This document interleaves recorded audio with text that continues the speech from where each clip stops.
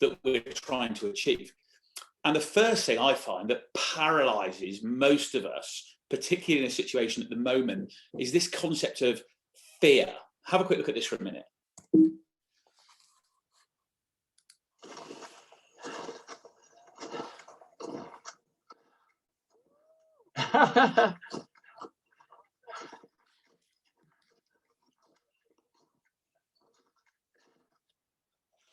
So that was me and one of our other guys actually walking across the summit of the Matterhorn. For those of you that have been to Zermatt, that's the big pointy one. For those of you that have never been to Zermatt or Switzerland, if you've ever eaten a Toblerone, that's what's on the side of the Toblerone. And unless you're really into mountaineering, my suggestion is that you enjoy the Toblerone and move on.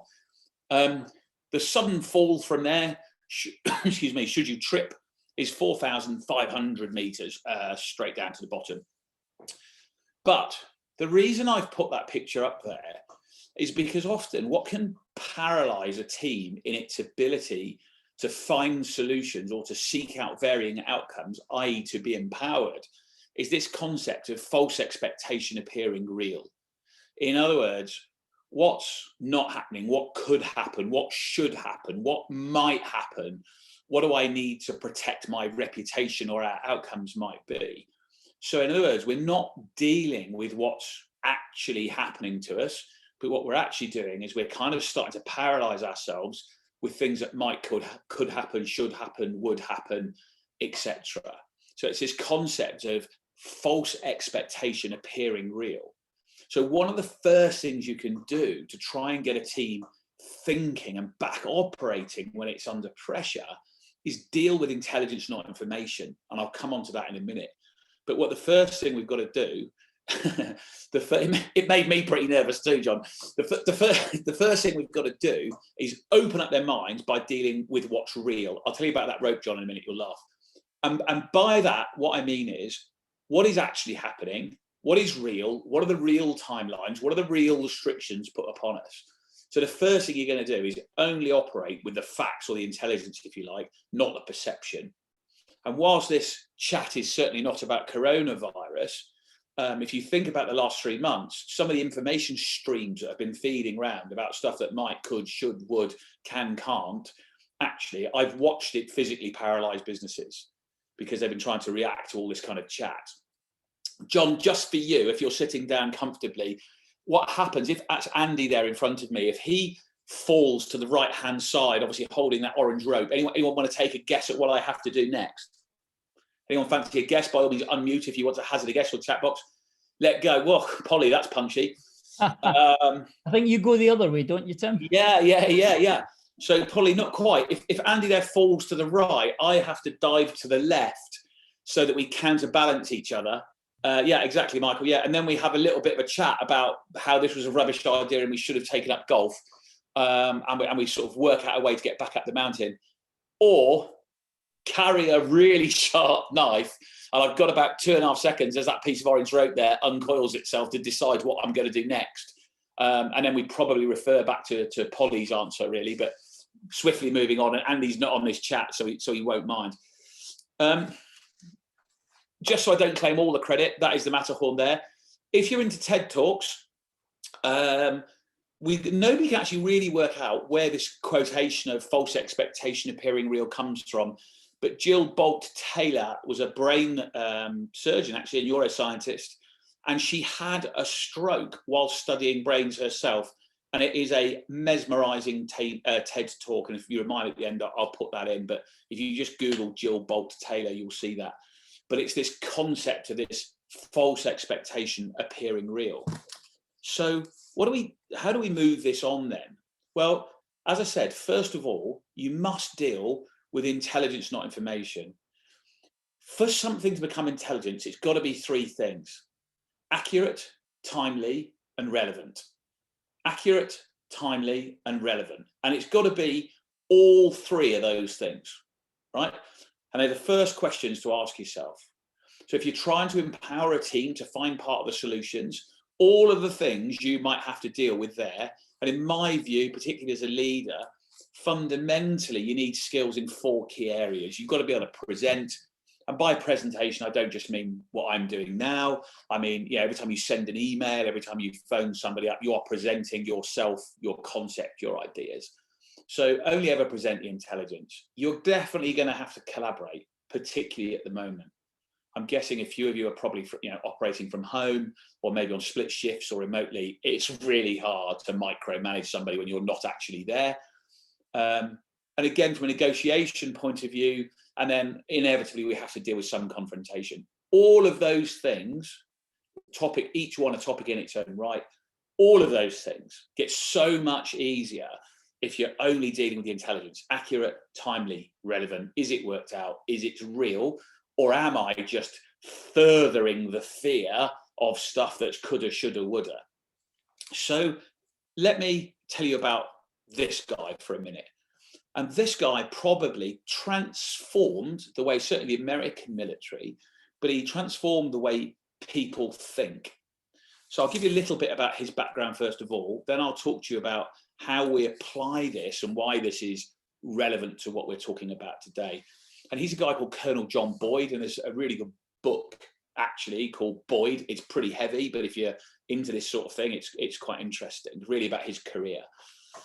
Anyway, he couldn't work out why American fighter pilots, he couldn't work out why American fighter pilots were losing aerial engagements when they were flying better aircraft and they were better trained. And the long and the short of it, basically, is that they were overtrained. They were following a rote process or system, and they were looking to ways to use the equipment that they had available to them, i.e. missile systems on an F-4 Phantom as an example, rather than looking for the problem they were trying to solve and working out what kit would solve it. Can everybody see what I'm talking about there? So in other words, they were putting the kit first and trying to make the kit operate rather than identifying the problem they had to solve and then seeing what kit would help. And I'm oversimplifying this, but we haven't got that long. So what then basically happens is the enemy pilot would do this, the American pilot would move into an advantageous position, and the American pilot was then taught the other pilot will roll this way, you'll come in over the top, and that'll be you, you'll win that engagement. The problem was that nobody told the enemy pilots, which was rude. And we used to have an expression in the military, which is no plan survives first contact with the enemy. Because nobody told them. It's really annoying, right? So anyway, what would happen is enemy position aircraft would do that. American aircraft would move into an advantageous position. The American aircraft would then roll back and out the other way. But following rote process, the American pilot would then move back into the position that they've been taught to move into. So in other words, they're not responding to what's actually happening in front of them, but they're following this process blindly. And of course, they lose that particular engagement. Boyd at one point was known as 42nd Boyd, and he challenged anybody in the Air Force that he could take them, he would outthink them and outfight them in under 40 seconds. And he was never beaten, which is pretty impressive. But he did that through thinking differently. And I'm going to share the OODA loop with you in a minute, which was kind of his thought process. Yeah, I really like that one as well, Tessa. And basically, the reason I put a picture of the F-16 up there is because the American military at the time said you need to go bigger, higher, faster. That's what jets need to be.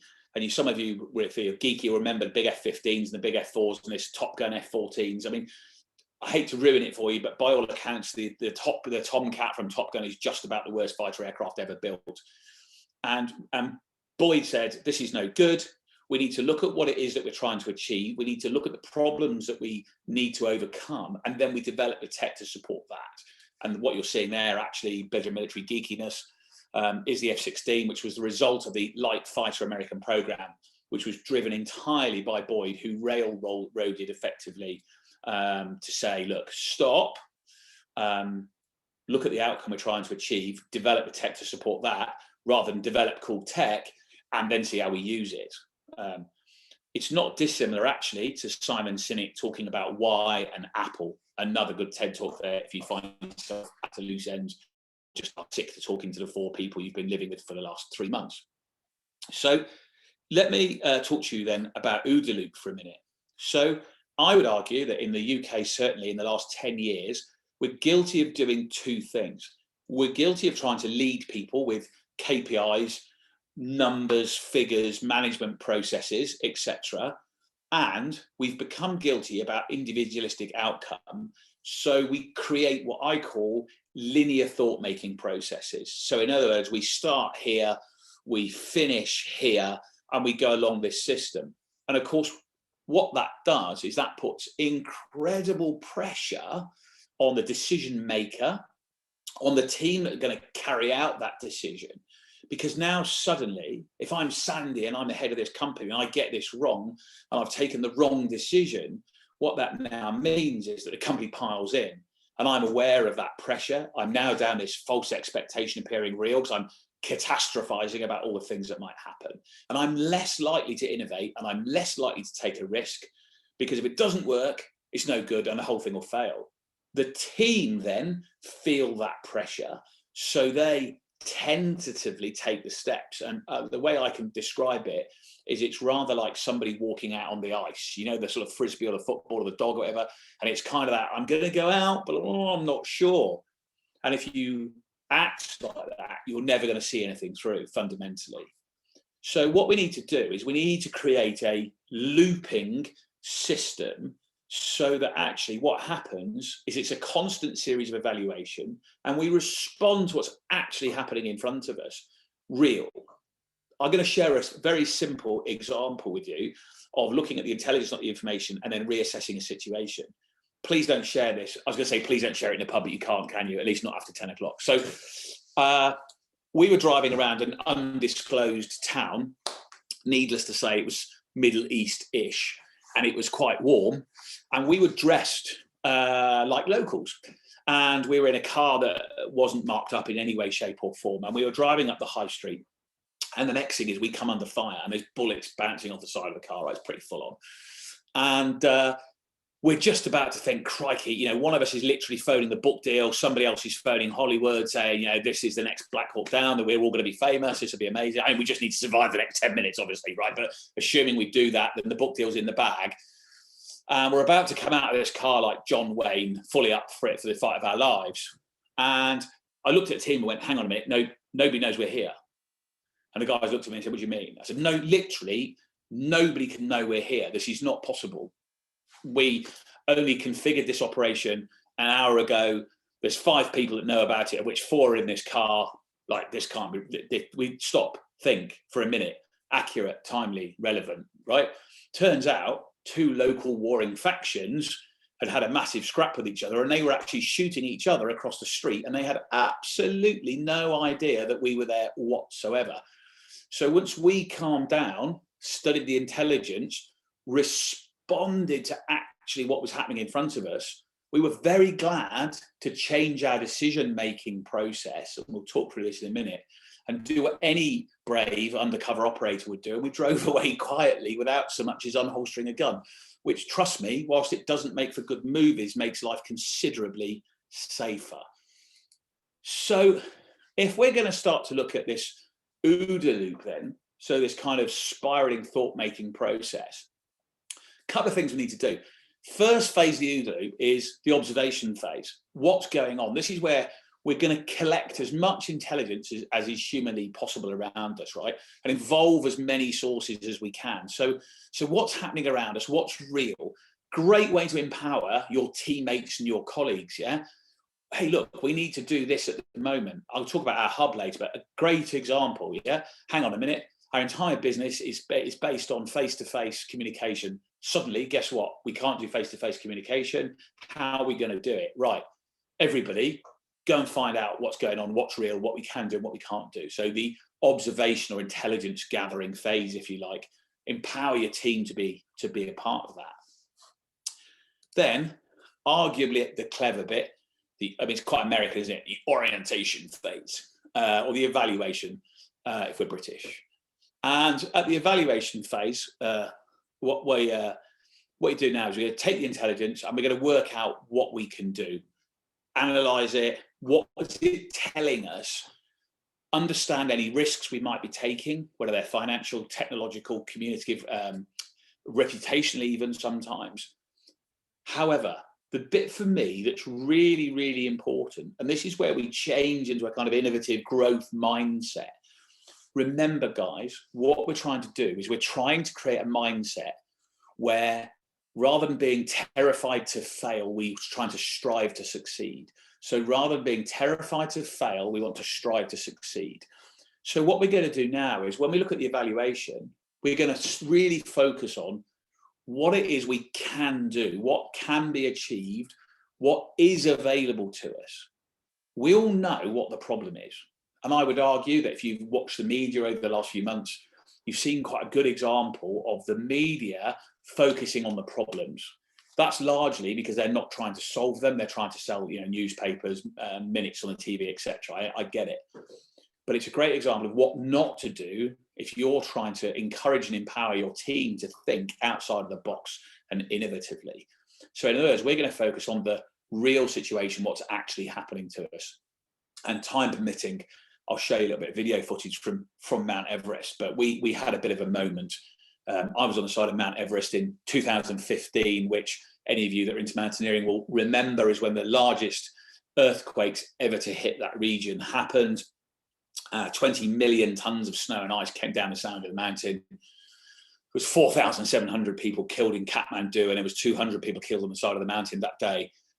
It was pretty horrendous, and we were on the Tibetan side of the mountain, and all of our kit was swept away. But what we did is we went instantly into this OODA loop situation. We realized that now survival was critical and escape was probably next on the list. But what we did is we focused on what have we got. Now, this is not some sort of, wafty walk around on the grass with your shoes off. It's all going to be okay and hum.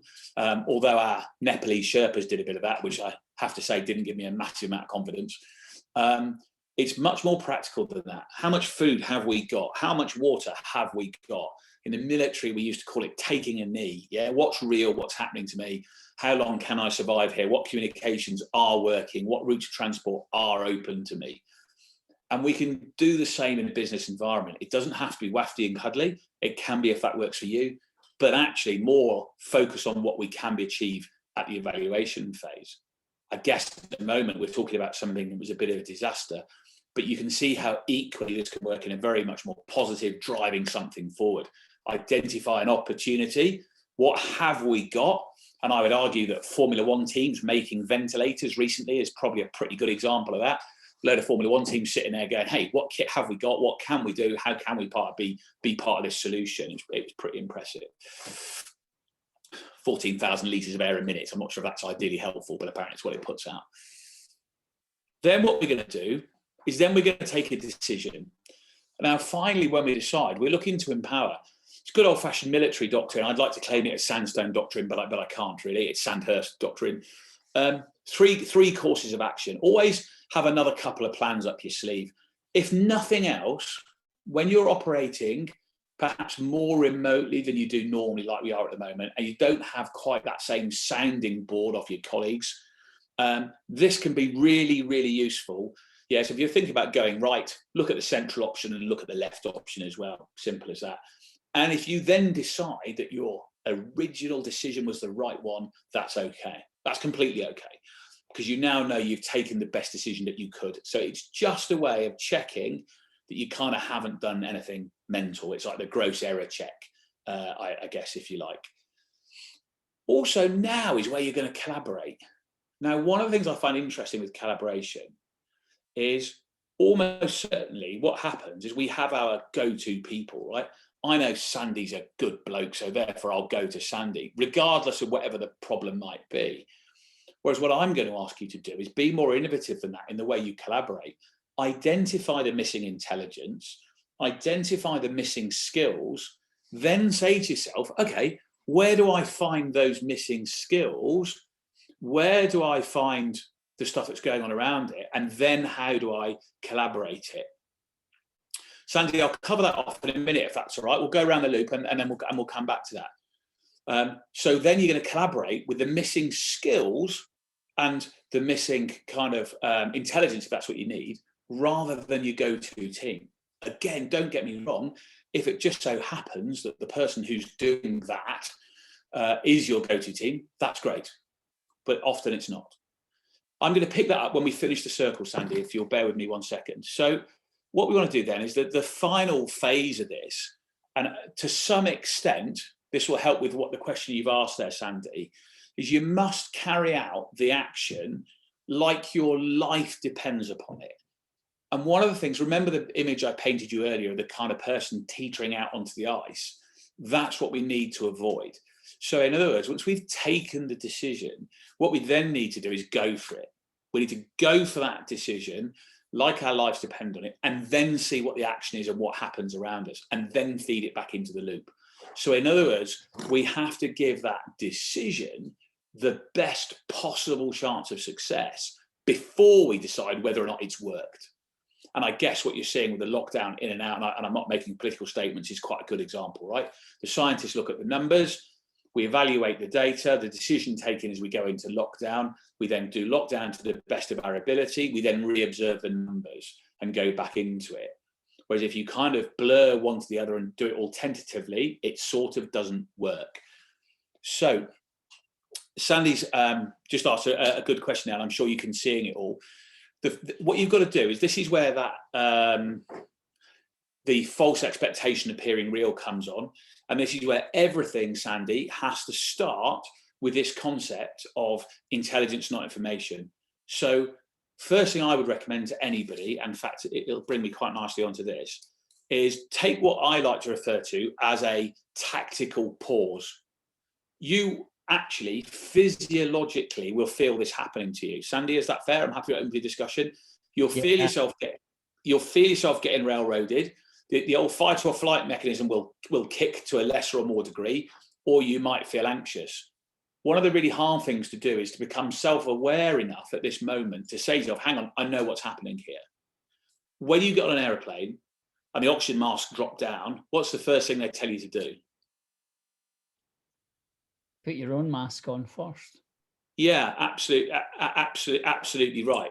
You've got to put your own mask on first. And even in a full-on combat situation where we're in the middle of a gunfight and it's all going mad and my adrenaline is driving and everything is operating too fast around me to take it in effectively, we do a thing, I think I mentioned it a minute ago, we call taking a knee. And you just stop. And in that situation, you literally just take a deep breath. Now, Sandy, we call it a tactical pause, right? But that pause is entirely relevant to, or related rather, to the time available.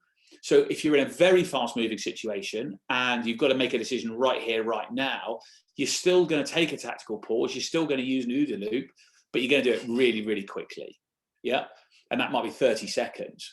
But that 30 seconds can be the most valuable 30 seconds you've ever spent. Take a deep breath, work out what's going on around you.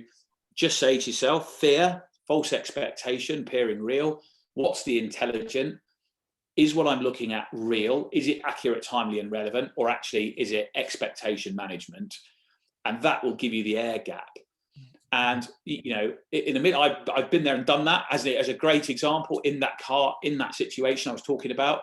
I didn't quite take a knee. I was in a car, but I sort of ducked under the dashboard and just gave myself a moment and said, right, hang on a minute. What's real? When did I leave base? How long have I been out in this car? Who knows we're here? What's actually happening to me? And as soon as I started to do that, the fog starts to lift. Of course, as soon as the fog starts to lift, your confidence comes back. And then also, and I've put on here, create a safe space. One of the things that's really important, guys, for this level of thinking, and I'm picking up on Sandy's kind of fast-paced instinct kicking in, but it doesn't necessarily have to be like that. But is to create this psychological safe space where people are comfortable to tell you that they're a bit nervous or a bit anxious. So then as a team, you can deal with that. Now, people can be anxious for all sorts of reasons. Over the last few months, it's probably to do with job security, business security, health issues around coronavirus. It can equally because you're about to try and pitch for the biggest client you've ever tried to pitch for. It doesn't have to be negative. And that safe space enables you to then free up capacity. So as a really good example, the video I showed you earlier on about the Matterhorn, you wouldn't believe it. And I should have got him on his webinar because he would testify. But our other co-director who was with me that day, he hadn't done an awful lot of mountaineering. And for him, it was both exhilarating and terrifying being on top of that mountain. But he's an ex-Royal Marines officer. He's a very successful entrepreneur. He's been to Afghanistan, a couple of times, etc. But we agreed that we would be utterly honest with each other and open with each other all of the time. So the minute either one of us felt the altitude, felt tired, felt anxious, we agreed that we'd have a little chat, we had a little sort of pat on the shoulder, and that we would discuss that with each other so that we could best support each other. As we come up onto that ridgeline, Paul's pretty nervous and pretty terrified of disappearing over the edge, as you can imagine. He's also a bit of a unit, so he's about 115 kilos, so not entirely sure whether we counterbalance him or not, to be honest. But actually, if you look at that video, let's see if I can. So if you actually look at the picture there, we're effectively walking along a track. It's a pretty lumpy track, right? I'm going to give you that. But there's actually nothing technical going on there. And sometimes you just need reminding of that. So in that moment, I said to Paul, hey, look, Paul, the reality of this is we're walking along a track. All you need to do is keep your head upright, put one foot in front of the other and keep stepping, and we're going to be okay. There was nothing clever going on other than in your head. So it's this whole false expectation thing appearing real. Couple that with a tactical pause, and there's your moment, Sandy, to lift your team out of that kind of reverting back to where we were before. For me, one of the most important things you can do, and I'll do this now, but I think we'll probably move to some questions, is what we call an in order to. And again, it's good military doctrine, but let me just explain this to you, and I think it will bring some of this to life a little bit. It's really important that you empower your whole team. So in other words, what is your outcome? Why are you doing something? And have you actually communicated that? Have a quick look at this for me for a sec. Yeah, it was a very surreal experience here. So we're actually across the other side of the mountain on the Tibetan campsite. And we're surrounded on every side. Well, I'm at 5,200 meters. So you have to forgive the sort of croaky voice and slight breathlessness. Because you can imagine that the mountains where I stand tower above me up to 6,000 or 7,000 meters. And they're all rock ski slopes. And the first thing that started to happen was literally the tent started to rock and move around us. And almost like thunder, huge boulders started to break away around us from the sides of the mountains and roll down to the bottom to the base camp. Everybody here was absolutely fine because the local Sherpas know exactly what they're doing, and they've positioned all our tents and equipment to protect us from just such a thing happening. And as I said, we're in fact the other side of the mountain from the Nepal and Tibetan side, so quite a way away from the epicenter. And yet still it was quite significant. The guys here have done amazing looking after each other.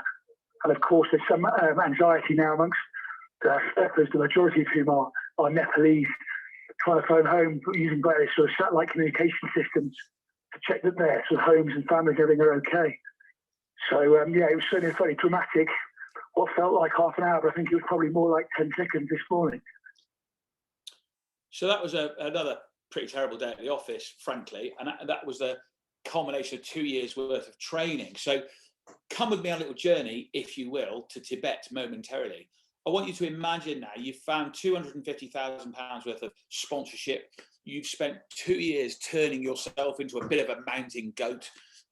You just spent 3 weeks locked into a 20-foot square room in Leeds with the air sucked out of it. I guess for some of you at the moment, that probably a bit like living at home with the family, but I'll leave that up to you. And you get on this plane, and eventually you get there, and there's a big send-off at Heathrow, and you arrive at the foot of Mount Everest, and you think, this is it, this is amazing. You see the mountain for the first time, you go, wow, that's a big hill. I did used to know how many Munros were in it, I can't remember, but it's a lot. And you think to yourself, right, I've got this. And then what happens is you turn around and you say, right, we're just going to sit here for 10 days. We're going to go nowhere for 10 days. And you go, oh, what do you mean? Well, that's what we're going to do. We stay here for 10 days. We're not going anywhere. Oh, right. You can imagine right now, you feel pretty flat, right? And then anyway, 10 days goes, you think, right, this is it. I'm on it. We climb up and we go up to like Camp 1, and you turn around and you come back down again. And you spend the night. And then you go back up to Camp 1, and you climb to Camp 2, you turn around, you come back down again, and you spend the night, and then you come back down again. And you go Camp 1, Camp 2, spend the night, come back down again. And trust me, at this point now, you're thinking to yourself, why on earth am I doing this? Right? I'm cold, I'm miserable, I've spent a fortune, I'm a long way from home, this is all just a bit rubbish. I thought this was going to be some exciting mountaineering expedition, and it's all just a little bit tedious. And you get sort of pretty fed up, and soon your head goes down and you're kind of not really in it, and you kind of had enough, and you just kind of want to leave. And the whole thing just becomes a little bit of a, right? This was supposed to be the adventure of a lifetime. And I've kind of had enough of it.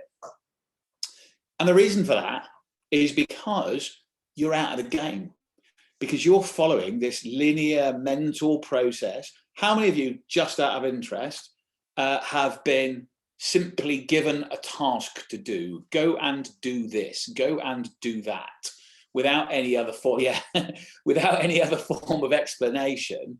And Hannah, I'm sure you found yourself spectacularly motivated and ready to charge forward. Probably not. You don't have to answer that in public in case somebody knows on this call. So what happens is your head starts to go. So what then happens is, here's the reality, right? The reality is that the summit of Mount Everest is effectively the cruising altitude. Do you want me to, I come with you, Hannah? Right. So unless it's with Sandy, in which case I'll fix it right now for you. So the cruising altitude of an airliner, right? If you get out of that airliner at that altitude, you're going to be dead in 30 seconds. Bad outcome. So now this is me briefing you as the team, and I explained to you that what we have to do is we have to acclimatise. Now, I'm not a scientist, but I have done this with a scientist who tells me my science is close enough for government work. And fundamentally, as you start to go high, your spleen secretes more red blood cells, which ultimately carry more oxygen.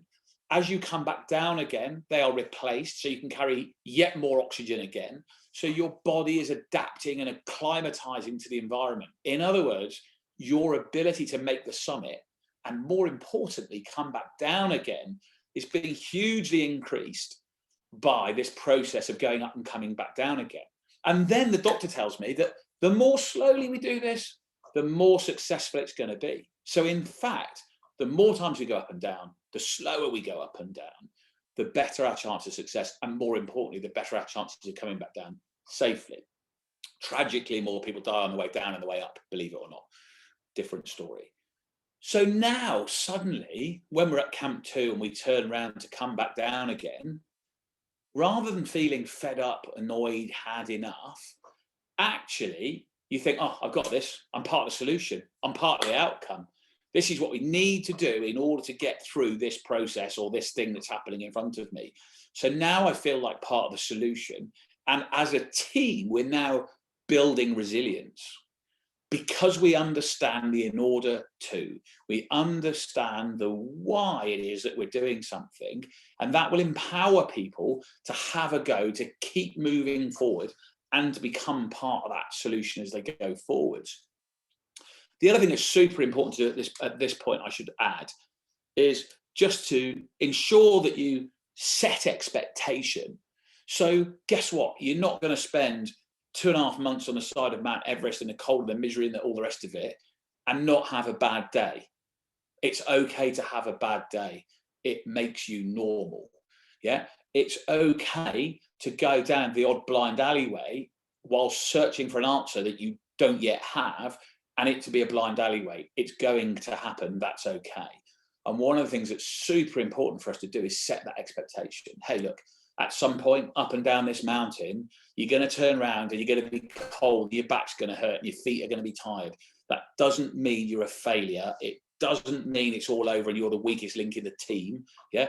It doesn't mean, Hannah, that this is the worst meeting and you should get sacked, right? It just means that you've been at this a long time, you're getting tired, and we're moving through the process. That's all okay. Okay. That's what we've got to try and do. It's not always going to be perfect. So set the expectation and look after each other, particularly when you see your head sort of going up and down. Now, as I keep saying to everybody, communicate, communicate, communicate. The more innovative you want to be, the more you want people to operate outside of their normal comfort zones, the more you have to communicate, really. And what I'm trying to say to you is, identify the outcome that you're looking for, identify what it is that you're trying to achieve and why you're trying to achieve it, and communicate that with your team rather than the process or the system that you want them to follow, or rather like Boyd in handing him the solution to the fighter plane that he hadn't yet designed. Yeah. So in other words, look for the outcome, understand and make sure your team understand, your whole organization understands why it is we're trying to do something, and then set expectation and go looking for it. Go into that OODA loop. What's happening? What's real? Evaluate it, take a decision, carry out the action, but then reevaluate or reobserve what's actually happened.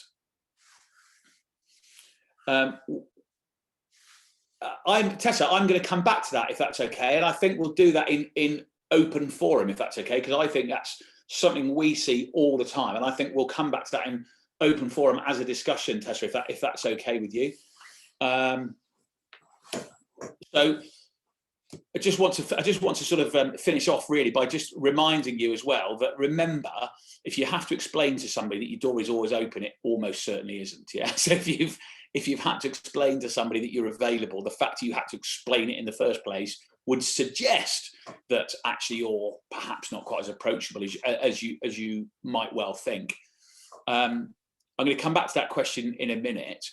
Guys, gratuitous thing for a moment, but let me give you an example, please. Just for a second, and we can come back to this. So 24th of March this year, it was 24th day, wasn't it? I think 24th of March this year, Boris Johnson locked the country down. We based our entire company and its whole organisation on delivering face-to-face training.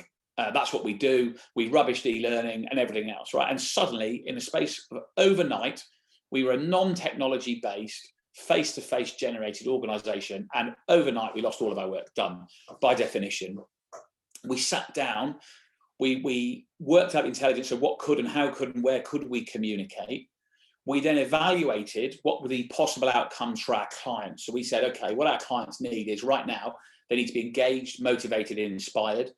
Leaders need advice and guidance and support from people that have actually been out there and led in perhaps high pressure situations where they can pick advice from outside of other sectors. We couldn't travel internationally, which is something we were doing on a weekly basis, and yet somehow we still need to reach our international clients. Problem was, those international clients didn't know whether or not they wanted to do full day webinars, whether they would have people in work or out work, etc. So we had to come up with a solution. So just to try and give you an example, I mean, it's a plug obviously, but I'd like to offer you guys a demo. But actually what we then did is we actually came up with this. So during the course of lockdown, recorded entirely in our own homes, we've produced nearly 60 videos. They're all the sorts of stuff I've been talking about today, 4-minute videos that can be watched on a phone and people can just plug into it and go, yeah, right, I'm about to go into a big meeting. That's what I need to do. Oh, I'm going to interview somebody. That's what I need to do. The team's a bit flat. How do I motivate them? That's what I need to do. But we designed, wrote, recorded 60 plus videos on subscription during lockdown. But the point was, we didn't start with the videos. We started with, what do our clients need right now? Where do they need to go? How can we engage people if they're no longer sitting in the office? Then what innovation technology, Zoom, etc., can we then use to support that? And can we pull that together? Collaboration, we then had to suddenly start talking to a load of people we wouldn't normally have talked to because we needed that external skill and that exterior sort of input to go into that. What I would like to do, and I'll come back to Tessa's question in just a second, guys, but I've enjoyed being part of you here today. So I think Sean is going to send this out, but if you've enjoyed what you're listening to today, we'd like to offer you all a sort of 24-hour sort of have a look and see what the hub and pick up on some of the stuff we've spoken about today. So you can go in and do that. Just drop me an email there. I'll get David to put my email address in the chat box there, but drop me an email anyway, even if you want to discuss any of the topics we've talked about today, but particularly if you'd like a demo and like to be a part of that, just drop me an email and let me know. Tessa, it's really interesting. So one of the environments, is Tessa there? Tessa, do you want to, she's got a, hi Tessa, sorry. So Tessa, it's really, really interesting. So believe it or not, the professional services sector are Yeah. often the worst for, and I don't just mean finances, are often the worst for communicating it. And the reason is that you're all experts. So because everybody used to do that job, so as an example, if you're a lawyer, by the time you make partner, you're clearly a brilliant lawyer. So then when a junior lawyer is doing something, the why gets forgotten because the assumption is that you know what you're doing because the senior person understands it because they used to do that job. Does that make sense? Yeah. So what you need to do is you need to try and create this kind of comfortable culture and or train your juniors, which is what we've done with a few law firms, to ask what the outcome is. So the sort of pushback, if you like, is, yeah, look, I totally understand that. Brilliant. I'm going to get that done, boss. Can I just ask what's the outcome? And funnily enough, I did some work for Royal Bank of Scotland, which is part of the game. And we actually got those guys in Edinburgh thinking about what it was the client really wanted is how we did it. So rather than saying, oh, the client wants a mortgage. No, he doesn't. He wants to expand his business. Does that make sense? So we're trying to look at the why behind stuff rather than the what, which was the finance or the money or whatever that might be. I wish I could give you a silver bullet, but asking for the outcome is quite good. You might occasionally, if the person talking to you is of a certain age and a certain upbringing, you might get the answer which goes something along the lines of, because I told you to. But frankly, those people are not going to be around for much longer in this current environment, in my view. I'm not afraid to say that. Does that help, Tessa? It does. I mean, it's a bit of an interesting one because obviously working in a commercial environment, some things are confidential. So for some reasons, I understand that leadership can't necessarily tell everyone why they're wanting to do something and they expect you to kind of get on with it. But I've got, I'm a researcher by birth, I'd say, not just background. And so I always like to know the why to something. Yeah. And not least because doing the right thing is really important to me. So I kind of want to make sure that I'm not doing the wrong thing or I'm not doing something where the outcome is something where I would not be able to sleep at night or feel bad about it. So sometimes we don't get the why, and I think that demotivates me. Totally. So for me, it's just a case of how do you manage your commitment and your motivation where the why is not always easily available or it just can't be communicated yet. So sometimes you need to go looking for it, if that makes sense. And often you can realise that. But also, it's a little bit, you'll have a personal why, and that personal why will be whatever, and it would be wrong of me to ask you, but it might be to be the first, CEO of NatWest Group, or it might be that you want to have a huge family, or put the kids through private school, or you want to own a Ferrari, or it literally doesn't matter. But they're the times when I pick myself up with my kind of personal why as to what it is I need to achieve. And I then allow myself to have a bad day, and you remind yourself that, hey, look, this is not always going to be glamorous, if that makes sense. But one of the things you can do is retrospective feedback. So, Dave will vouch for me. Over lockdown, we had to take some pretty swift decisions and do some pretty swift bits and pieces. And occasionally I was probably a little bit dictatorial on what I was doing. But then a couple of days later, Dave would pick up the phone to me and go, mate, I know you said we should do that. What was your thought process? And I go, oh, yeah, sorry, mate. I had 2 minutes. And you can kind of coach me almost into being more softer. Does that make sense? And you've got to be gentle about it and you adopt a very coaching attitude to it. But you can coach up, believe it or not, which kind of comes quite nicely into what Hannah's saying there. Hannah, again, quite challenging, right? But if you can really understand what the actual outcome is that they're looking for, then what you need to be able to do is to demonstrate that actually, by being more collaborative, they stand a better chance of achieving the outcome. So as an example, and I don't mind sharing with you, my job was to run foreign agents. And these guys, mostly guys in Afghanistan and places where it was pretty horrendous, frankly. But I quickly realised that actually, if I could achieve their personal outcomes, what I wanted out of them was relatively straightforward to achieve, actually. So again, Hannah, you can almost coach people in that if they understand, I'm happy to do a session with people, if they understand that actually allowing your team to achieve its personal outcomes. We have quite an interesting saying, which is you can't have a motivated team, but you can have a team of motivated people. And in order to do that, it's vital that you understand each individual's personal beliefs and motivations as you go forward. And in fact, if you're talking to somebody, that's what you're looking for. And ironically, it's where rapport comes from as well, actually, but it's looking for other people's beliefs and motivations. And Hannah, you can use that to prove to somebody, look, if you want to achieve this massive outcome, you're not going to do it on your own. So actually the way you do it is understand your team's beliefs and motivations, allow them to achieve their beliefs and motivations, and actually the outcome will take care of itself. And I say that from a point of view of gathering foreign intelligence. You know, I'm not coming from a standpoint of having read a few books, and I don't mean that in a derogatory way. I mean, I've done this for real in the most aggressive situations probably that you can come across. So it does work, I guess, is the point I'm trying to make. Polly, absolutely yes. I mean, this is critical for me. Allow me to just put you up a slide for a minute, right? So one of the first things you've got to do there is there's a belief at the minute. Polly, am I guessing that you are in some form of leadership or management position? I think you're on mute. Sorry, Polly, I think you're on mute. No, it was so insightful what I just said, and I'll never say it again. I do that literally every day, don't worry. So what I said was I'm a consultant, so I get parachuted in quite often into critical situations where something's gone horribly wrong. And I've got another one coming up very soon, which is in a highly political situation where everybody's after their own space, but there's been a mass redundancy on the back of COVID. So it's just a quick insight into where do you pick them up, and I appreciate the safe space, but any other tips would be useful. Thank you. Yeah, so the fastest tip for me that I've seen, and I'll share with you where it comes from, it's pretty punchy.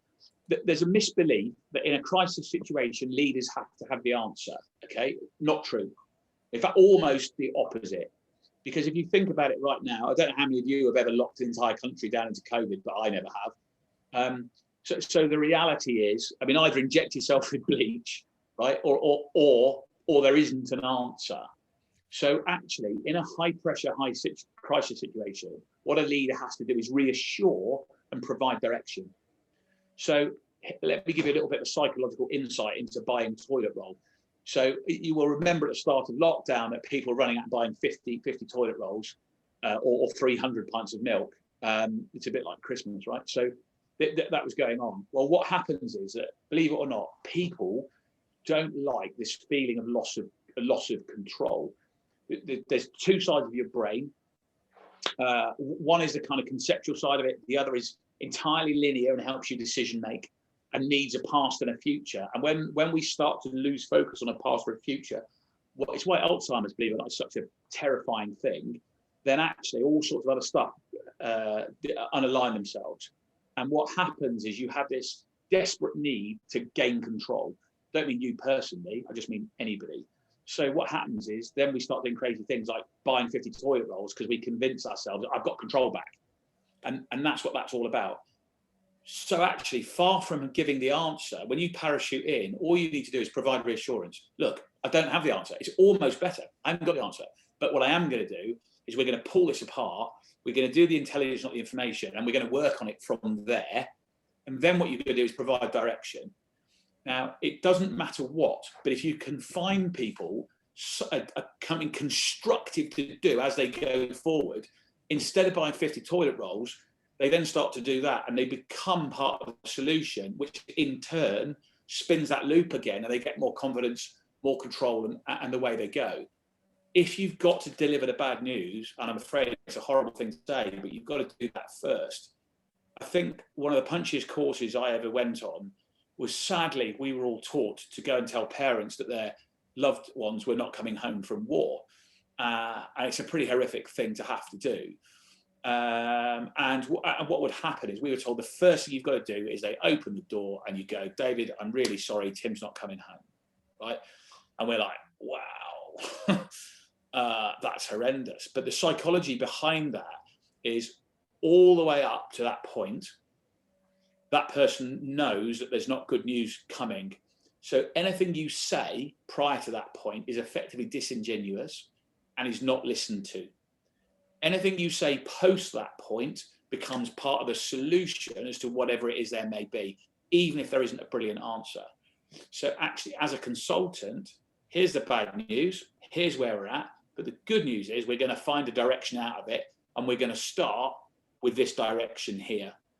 And you can create momentum. And the way I describe it is it's rather like if you ever have to bump start a car, getting the thing to move that first inch is horrific.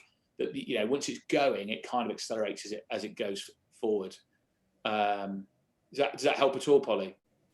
Massively. And I've got to join another meeting, but don't take it as a huff that you didn't answer the question. That was brilliant. Thank you.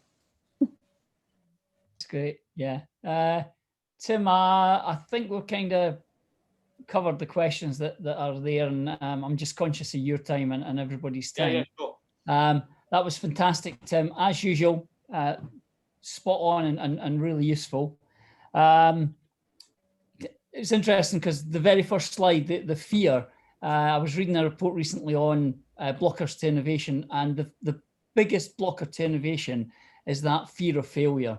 And I think you're so often right. You know, when we start off in a situation, it's often the fears that constrain us in finding the right solution. We find a solution, but we find a solution that's kind of restricted or constrained by the fears that we project onto the situation. So yeah, that really resonated with me. Tim, I really appreciate you coming along today. We really appreciate all of the advice and ideas you've given to people. One thing that I didn't say at the start, and should have, was just how much of your own experience, knowledge has come from real life situations, you know, high pressure situations, and often life threatening. So that question asked earlier on about how do we take that time? How do we make that space when our instincts telling us we've got to run for hell? You know, I hear where you're coming from there. Again, it's just reminding yourself you've got to stop and take that opportunity, take the knee, create the space to have a bit of thought. We really appreciate that today. I should say to everybody online, take up Tim's offer of looking at their hub. Really useful resources on there. And if you've got any questions, you've got Tim's direct email to pick up with them on. Yeah. I should probably say, well, guys, find either David or our LinkedIn, despite me telling people to turn it off earlier, which is a really easy way to find us on LinkedIn, either Dave or I. And I'm aware that some of the stuff we've talked about today, because I mean, it's how Sandy and I got talking originally. Perhaps people want to talk kind of not in front of 30 odd people, whatever's here. So please, absolutely any time, either get in touch with David or I, if you want to sort of pick up on some of the stuff, or even see how it applies, even see how it applies to perhaps other things that are going on. You know, maybe you're trying to generate sales, generate business at the moment. Maybe you're trying to lead demotivated teams at the moment. Maybe you're having to interact with customers in a completely different way at the moment. We've done quite a lot of work, Tessa, with the financial services guys, SJP and people like that. You know, so if you're trying to work, then we'd love to hear from you and see what we can do. You know, I'm guessing operating remotely is a pretty massive thing at the moment, or in and out. So if you think we can help, or if we can offer any advice, then obviously we'd love to pick that up with anybody. That's good. Yeah. Sean? Thank you very, very much, Tim. And thanks, Sandy. Really good, enjoyable session. And thank you to everyone for yourselves attending, taking the time. I think it was definitely worth your time, wasn't it? It's been a really good session. Really enjoyed it. I will send out a post-event email shortly, as I mentioned at the top. So look out for that, and that'll include these links here that Tim's shown, so you can click on them from there, and our feedback form as mentioned. So yeah, anyway, as I say, thanks to Tim, thanks to Sandy, thanks to ABGi, and thanks to all of you. I'll see you all next time. Thanks. Thanks, everyone. Bye. Yeah.